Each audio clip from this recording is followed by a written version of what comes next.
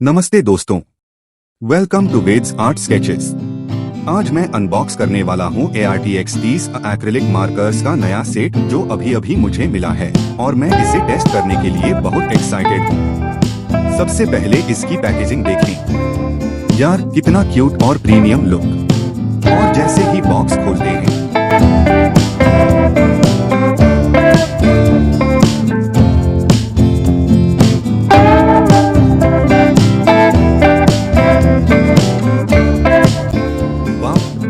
इतने सारे beautiful shades एक साथ, पैस्टल्स, ब्राइट्स और डार्क टोन्स, सब कुछ। मार्कर्स हाथ में काफी स्टर्डी लगते हैं।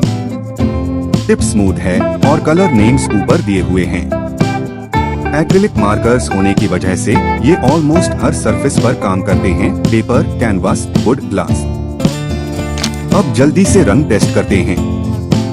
वाओ, पिगमेंटेशन देखो। एक स्ट्रोक में सॉलिड कवरेज और ब्लेंडिंग भी काफी स्मूथ है। देखिए, मैंने एक छोटा सा आर्ट वर्क बनाया। कलर्स सच में पॉप कर रहे हैं।